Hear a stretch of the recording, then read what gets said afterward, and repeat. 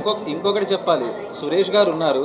సురేష్ గారిది ప్యాలెస్ గుర్తుంది కదా అమ్మూరు మూవీలో, అది రామచంద్రపురం రాజుగారి కోట, అందులోనే చేసాం, అందులోనే ఇప్పుడు. సో ఈరోజు మహేంద్రగిరి వారాహి అని ఒక అద్భుతమైన అమ్మవారి ఆశీస్సులతో తీసిన ఒక సినిమాని సెప్టెంబర్ 11వ తారీఖున రిలీజ్ చేయడం జరుగుతుంది. నేను ఇప్పటివరకు చేసిన సినిమాలు 30 సినిమాలు దగ్గర చేశానండి. ఆ భక్తిపరమైన పాత్ర అంటారు కదా, ఆ ఎమోషన్ అంటే నేను మిమ్మల్ని అనగనగా ద్వారా ఏడిపించాను, గోదావరి ద్వారా కొంచెం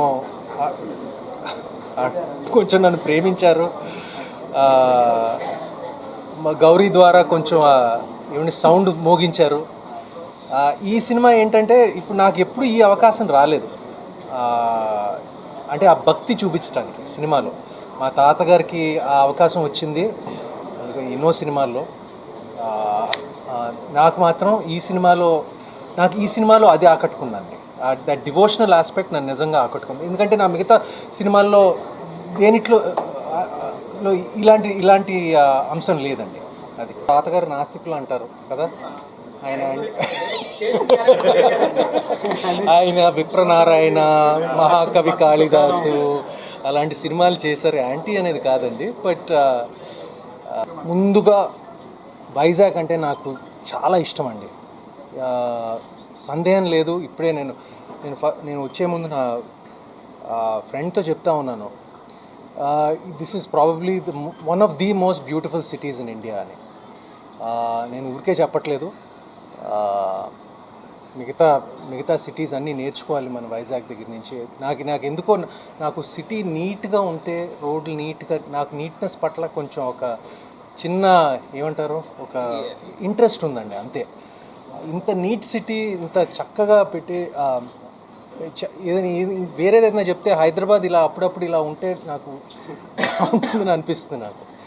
అంటే ఒక వాతావరణం, జస్ట్ ద జనరల్ అట్మాస్ఫియర్.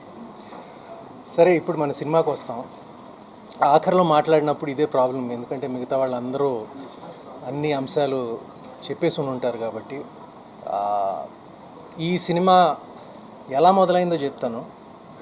దగ్గర 3 సంవత్సరాలు క్రితం మా సంతోష్ ఈ కథ నాకు చెప్పడం జరిగింది. ఫస్ట్ కథ ఒక కథ చెప్పాడు, అది నాకు నచ్చలేదు, అది చెప్పాలి ఎందుకంటే అప్పుడే. కానీ దాని తర్వాత నాకు కొంచెం హోప్ కొంచెం డౌన్ అయినప్పుడు ఈ కథ చెప్పాడు నాకు. ఈ కథ చెప్పినప్పుడు I was completely blown away. అసలు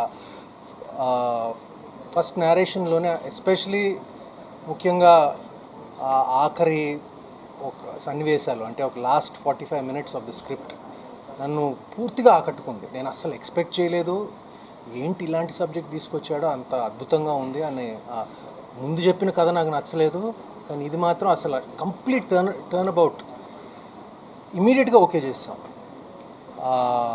వెంటనే చేసేద్దాం. ఎందుకంటే దీనికి ముందు మేము సుబ్రహ్మణ్యపురం ఒక సినిమా చేసాము. అది